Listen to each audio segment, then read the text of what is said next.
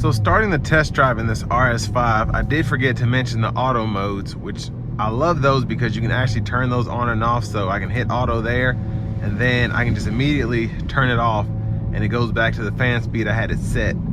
And the vast majority of automatic climate control systems don't allow you to do that. You have to actually toggle the fan speed down. And I just love that you're able to do that with a touch of a button. But initial driving dynamics here, I mean, this thing is quick. Sounds good too, but especially on this rougher pavement, you can feel the sport suspension. It's extremely shaky, not uncomfortable, but you can feel the road everywhere, which if you're in the market for one of these, I would hope that that's a plus for you. Otherwise, you might want to go with just an S5 or just an A5, something of that nature. But this is a sporty variant, so you get those 19-inch wheels, the thinner tires. But most importantly, you get that performance. And for me, again, the ride doesn't necessarily bother me. It's noticeably stiff. But of course, if you have back issues or something like that, you do get the massage seat, so that'll help you. And again, you get that manual thigh support underneath. So I have the vehicle in the manual shift mode now, and the shifts, specifically in this RS1 drive mode, they're just instantaneous. It's crazy. Just listens to everything you tell it to do. Now the tires are a little loud. Again, I'm on a rougher stretch of pavement. But we're gonna go ahead and put our foot into it.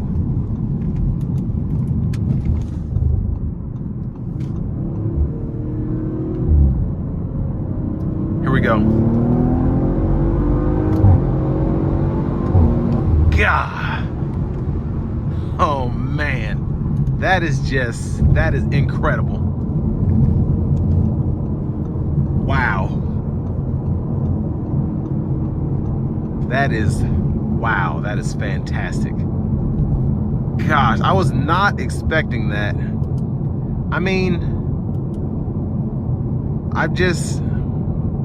I've not been surprised like that from a car in a long time. And this is just, my goodness.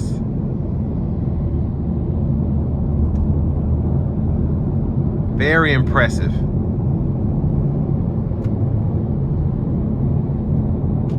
Just a very impressive car in terms of performance. My goodness. Now the ride on the interstate is actually pretty good.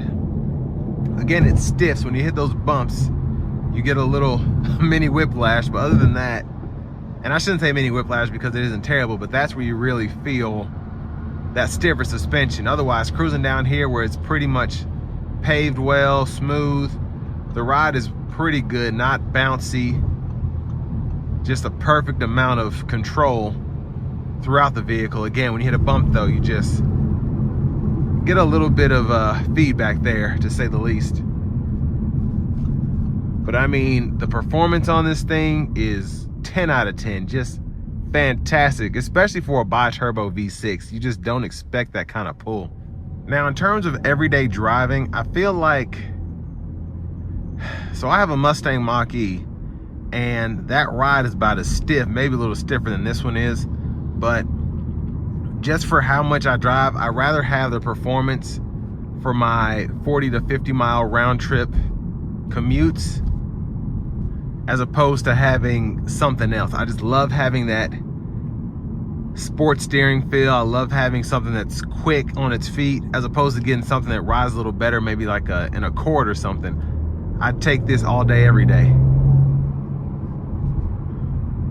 And if you're in the market for something like this, you're probably the same way as I am. You rather have something that drives incredibly than something that necessarily rides like a Mercedes. But again, the ride quality is not terrible. This is just a sport-oriented vehicle in every sense. And it's just, this has been an auto collection of Murfreesboro for a second. I'm just surprised it hasn't been swooped up yet, because this is just it's an impressive machine, it really is. Now, direct competitors for me, I'd probably, the first thing that comes to mind is the CT4 V, maybe even the V Blackwing. But I mean, the only issue that I have with this vehicle is just the space in here, but it is an RS5. If you want an RS6 or an RS8, you're gonna get more space in that. But, or RS7, excuse me, but you're gonna get a higher price point with those as well. And to me, if you're using this mostly for commuting, I mean, you're getting 18 miles per gallon city, 25 highway when you try. I don't know if most drivers would get that with this car, because you're gonna want to put your foot in this all the time. But to me, it's just a great vehicle.